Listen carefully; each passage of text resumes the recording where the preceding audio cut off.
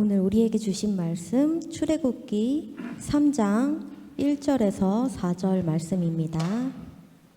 모세가 그의 장인 미디안 제사장 이드로의 양떼를 치더니 그 떼를 광야 서쪽으로 인도하여 하나님의 산 호렙에 이르매 여호와의 사자가 떨기나무 가운데로부터 나오는 불꽃 안에서 그에게 나타나시니라. 그가 보니 떨기나무에 불이 붙었으나 그 떨기나무가 사라지지 아니하는지라. 이에 모세가 이르되 내가 돌이켜 가서 이 큰 광경을 보리라. 떨기나무가 어찌하여 타지 아니하는고 하니 그때 여호와께서 그가 보려고 돌이켜 오는 것을 보신지라. 하나님이 떨기나무 가운데서 그를 불러 이르시되 모세야 모세야 하시매 그가 이르되 내가 여기 있나이다. 이는 하나님의 말씀입니다. 오늘 불붙은 떨기나무라는 주제로 여러분들과 은혜를 함께 나눌까 합니다. 오늘 본문 말씀 보면 출애굽기 3장 1절에서 4절 말씀입니다. 여러분 모세는 잘 아시다시피 이때 모세가 나이가 80이었습니다. 모세는 40의 나이에 애굽에서 도망쳐 나와서 미디안 광야에서 양치기로 40년을 살게 됩니다. 당시 양치기는 가장 낮은 부류에 속하는 사람들의 직업이었는데 그는 사실은 파라오의 딸 공주의 손에서 자라서 히브리인이었지만 당시 그 애굽에서는 히브리인들의 그 인구가 무한정 증가하는 것을 막기 위해서 아마 때에 따라 이렇게 남자아이들을 태어난 일정 나이에 들어가는 아이들을 죽였던 것 같습니다. 그때 구사일생으로 살아난 그는 바로의 밑에 딸의 양육을 통해서 성장했고 그가 성장하는 과정에 자신도 히브리인임을 알게 됐고 따라서 그 자신의 동족을 구하려고 하는 그러한 의도의 애굽의 관리를 죽이게 됐고 또 그로 인해서 도망자 신세가 되었죠. 하여간 40의 나이에 그는 애굽에서 최고의 교육을 받았고 지성인이었고 아마 힘도 굉장히 셌던 것 같아요. 그러니까 애굽 관리를 때려 죽였고 그걸로 인해서 미디안 광야로 도망와서 이렇게 양치기로 무려 40년을 살게 됩니다. 근데 어느 날 그 양을 치다가 떨기나무 안에서 불이 붙었는데 떨기나무가 타지 않고 불이 붙는 그 장면을 목격하고 또 그 떨기나무 속에서 모세를 부르는 음성을 듣게 됩니다. 이 장면을 통해서 오늘날 부활절의 의미를 우리가 깊이 성찰하고자 합니다. 왜 하필이면 불이 떨기나무에 붙었을까? 여러분들은 그런 생각을 해보신 적이 있는지 모르겠어요. 이 떨기나무는 무엇을 상징하냐 하면 일단 모세를 상징합니다. 모세의 떨기나무는 그 관목인데 뭐 아주 그 1m도 안 되는 보통은 낮은 그런 나무들이죠. 뭐 철쭉 같은 그런 나무들인데 꽃이 안 달렸고 열매도 없습니다. 정말 보잘것없는 그런 나무죠. 황량한 사막 가운데 그런 피는 그런 자라는 나무인데 이게 가시가 많거든요. 그래서 보통 가시나무로도 번역이 되는데 왜 떨기나무에 불이 붙었을까? 아까 제가 말씀드린 것처럼 떨기나무는 모세를 상징한다고 볼 수가 있어요. 모세에게는 실패한 사람이고 그에게는 좌절이 그동안 40년 동안 인생의 좌절을 맛봤고 또 그는 이미 희망을 잃었고요. 그가 40세까지 쌓았던 모든 지식과 경험도 다 사라져버렸어요. 결국 그는 보통 우리가 나무를 볼 때 푸른 잎이 달린 나무 또는 열매가 달린 나무 또는 꽃이 핀 나무 이런 나무들을 생각할 수 있는데 그 어느 것도 아니죠. 잎도 없고 열매도 없고 꽃도 안 폈어요. 정말 보잘것없는 그래서 있기는 있는데 없는 거나 마찬가지인 존재. 이게 떨기나무예요. 광야에 가면 아무것도 없다고 하지만 떨기나무가 있음에도 불구하고 아무것도 없다고 그러죠. 그거는 있긴 있는데 있지 않는 존재감이 없는 그런 존재. 그게 모세였어요. 바로 그 모세에게 성령이 임재한 거거든요. 성령의 임재는 누구에게 하느냐? 잎이 푸른 존재 또는 화려한 꽃이 달린 존재 또는 열매가 달린 존재, 그런 존재가 아니라 이와 같이 떨기나무 같은 존재에게 하나님의 성령이 임재한다는 사실이에요. 이게 주목할 만한 사실이에요. 그래서 하나같이 보면 우리가 기독교의 역사를 통해서 보면 놀라운 그 성령의 역사와 또 그러한 성령의 그 힘을 발휘했던 성경 역사 속에서의 위인들은 많은 경우 다 이렇게 떨기나무 같은 존재들이었어요. 이런 떨기나무 같은 존재에 성령이 임재함으로써 놀라운 역사를 만들어가는 것을 볼 수가 있습니다. 우리가 창세기를 보면 하나님이 흙으로 인간을 빚으시고 거기에 생기를 넣어주셨다고 해요. 히브리어로 네샤마라고 하는데 그 네샤마에는 두 가지 의미가 있는데 하나는 네페시라고 하는 혼이라는 의미가 있고 또 하나는 루아우라고 하는 영이라는 의미가 있어요. 다시 얘기하면 생기를 넣어줬다는 것은 우리 육신에 영혼을 불어넣어줬다는 거고, 영혼이라고 우리가 보통 말하는 것은 영과 혼의 합성어거든요. 혼은 영어로 soul이라고 그래요. soul. 영은 spirit, 영이라고 하는데 이 혼과 영이 달라요. 우리는 보통 오늘 과학이 발전하다 보니까 우리의 영혼은 사실은 실제하는 것이 아니고 우리의 뇌의 기능일 뿐이다. 모든 정신작용은 이렇게 얘기하지만 성경은 그렇게 얘기하는 것을 인정하지 않아요. 성경에서는 어디까지나 영혼은 육신에 하나님이 불어주신 생기예요. 우리가 컴퓨터를 사면 컴퓨터에 우리가 운영체계를 깔아야만 컴퓨터가 작동하듯이 우리 육신도 마찬가지인 거죠. 그러니까 외부에서 일종의 우리의 육신을 움직이는 일단 혼이 깔려요. 그것이 컴퓨터로 치면 도스나 윈도우 같은 운영체계라고 할 수 있죠. 이게 깔려야 실제로 우리 육신이 움직일 수 있는 거죠. 그런데 이러한 일점의 운영체계 외에 그것을 사용하는 또 다른 뭐가 있는 거예요. 또 다른 그 자아가 있는 거죠. 그게 영이에요. 그래서 우리에게는 두 가지 자아가 있어요. 하나는 심리적 자아 또는 육적인 자아라고 하는 혼이 있고 이것을 초월하는 초월적 자아가 있어요. 그것이 영이에요. 이 초월적 자아는 뭐냐면 우리가 생각해 보세요. 우리의 자아를 바라보는 또 다른 자아가 있죠. 그렇죠? 나를 성찰하는, 나를 뒤돌아보는 또 다른 자아가 있어요. 그걸 심리학적으로 얘기하면 슈퍼이고라고도 하고 이고가 있죠. 그리고 그 슈퍼이고가 있어요. 이고라고 하는 것은 보통은 본능적이고 동물적이고 육적인 자아를 말하는 거고 이 자아를 견제하는 또 다른 자아가 있어요. 그게 심리학적으로 하면 슈퍼이고예요. 이게 영에 해당되는 거예요. 근데 심리학에서는 이 슈퍼이고가 사회적으로 형성된다고 내면화된 것이 바로 슈퍼이고라고 하지만 그러나 우리 기독교에서는 그렇게 보지 않아요. 이고도 그렇고 슈퍼이고도 그렇고 다 하나님이 우리에게 주신 영혼이에요. 그 영혼이 있다는 거죠. 오늘날 우리가 그 현대의학에서 임사체험을 얘기해요.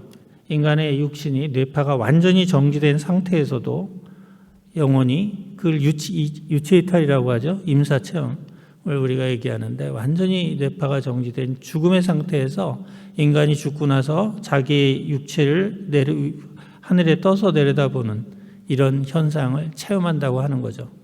이것은 인간의 영혼이 육신에 의존적이지 않다는 것을 이야기하고 있어요. 영이. 바로 이 영의 존재를 얘기하는 건데 문제는 이 영이 보통은 이렇게 영적인 자아죠. 이 영적인 자아가 일상적인 삶에서는 그렇게 존재감을 드러내지 못해요. 왜? 육적인 자아가 삶을 지배하고 있거든요. 일상적으로. 이 육적인 자아에 하는 일이 욕망, 감정, 의지, 사고 이 모든 정신활동이 바로 이 혼에 행하는 기능들이에요. 이 육적인 자로서의 혼의 기능이에요. 근데 이것이 모든 세상 일에 그러니까 육신을 살리는 일에 주로 관심이 있고 생존에 관심이 있고 육신의 욕망인 이도 있죠. 그러니까 우리의 온갖 육신의 근거에서 생겨나는 탐욕들, 이것들이 다 혼의 기능인데 이거에 지배돼서 살다 보니까 영의 존재가 묻혀 있어요. 영이 존재한다는 것 자체를 인정하지 않죠. 그런데 이 영이 존재함을 우리가 간간히 깨닫게 돼요. 그게 뭐냐면 바로 우리 양심이 우리의 그 육적인 자, 그 혼을 꾸짖거든요. 간간히, 그렇죠? 우리가 간간히 깨어나서 꾸짖을 때가 있어요. 또 우리가 인생의 허망함을 깨닫고 인생의 목적을 찾을 때가 있어요. 바로 그럴 때 우리의 영이 간간히 깨어나 우리 육적인 자아를 되돌아보고 성찰할 때요. 인간이 삶의 목적을 찾는다는 것은 내가 무언가로부터 지음을 받았다는 것을 의미하는 거예요. 하나님을 찾는 거죠. 내가 스스로 생겨났다면 그냥 다른 동물처럼 그냥 생겨난 존재라면 목적이 있을 리가 없죠. 유일한 목적이라면 생존밖에 없죠. 그런데 인간은 그렇지가 않아요. 인간은 삶의 의미와 가치를 추구해요.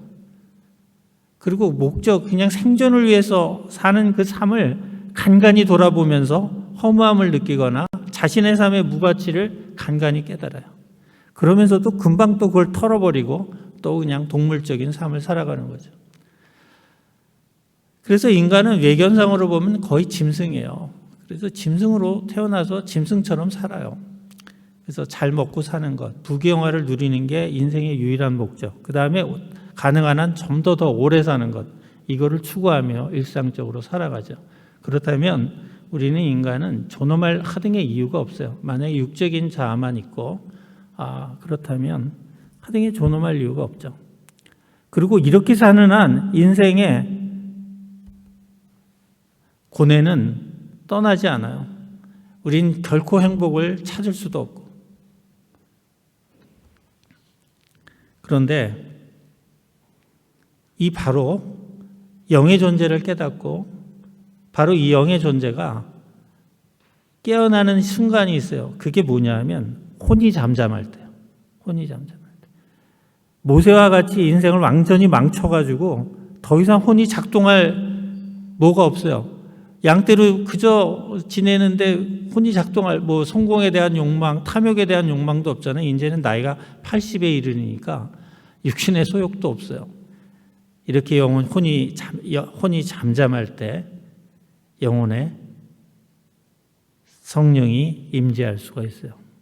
따라서 우리의 기도는 우리가 하는 기도의 중요성을 예수님이 그렇게 가르치셨는데 기도하라는 이유는 혼을 잠재우기 위함이에요. 그런데 오히려 욕망의 기도를 계속하게 되면 혼이 계속 살아나죠. 그러면 영이 깨어나질 않아요. 그러면 성령의 불이 붙을 리도 없고. 따라서 우리가 기도를 한다는 것은 오히려 어떤 면에서 본다면 이 혼을 잠재우는 그런 시간을 갖자는 거예요. 그래서 명상 기도가 중요해요. 무언가를 자꾸 구하지 말고 그냥 조용히 마음을 가라앉히고 오랜 시간 앉아 있는 것. 이럴 때 오히려 영이 깨어나고 그 영이 성령의 임재와 연결될 때, 불꽃과 연결될 때 우리가 정말 참된 참나를 찾게 되는 거예요. 그럴 때 우리가 혼을 지배하게 되고 우리가 신령한 것을 사모하는 영적인 삶을 살게 되는 거예요. 이때 시공을 초월한 참나가 깨어나는 그 삶을 이른바 영생이라고 합니다. 영생. 시간과 공간을 초월한 그 영생을 우리가 누리게 되는 겁니다. 그런데 우리가 부활의 개념을 너무 잘못 이해해가지고 육신의 부활이라든가 죽지 않고 영원히 사는 삶이라든가 이런 것들만 생각하고 있고 십자가에 있어서 달려 돌아가신 예수님만 믿기만 하면 우리가 누구나 다 영생을 얻는다는 식으로만 믿는다면 이건 주술적 종교예요. 주술적 종교. 우리가 십자가를 지난 시간에도 제가 지난번에도 설교 때 얘기했지만 십자가를 보면 예수님이 달린 십자가 고상이 있죠. 바로 이 육신을 못 박지 않으면, 즉 육신의 자아를 못 박지 않으면 영적 자아가 깨어나지 않는다. 그게 십자가 사건의 의미예요. 그러니까 우리의 육적인 자아를 십자가에 못 박아야 비로소 뭐가 깨어나냐? 영적인 자아가 깨어납니다.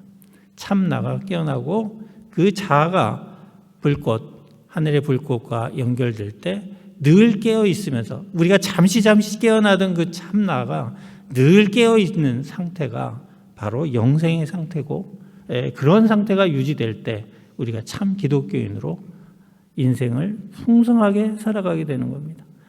참나가 깨어나면 뭘 찾아요? 인생의 의미와 가치를 추구하게 되죠. 인생의 목적이 무엇일까를 찾게 되고 인간으로서 도리를 다하는 삶을 살게 되죠. 그게 도덕적인 삶이에요.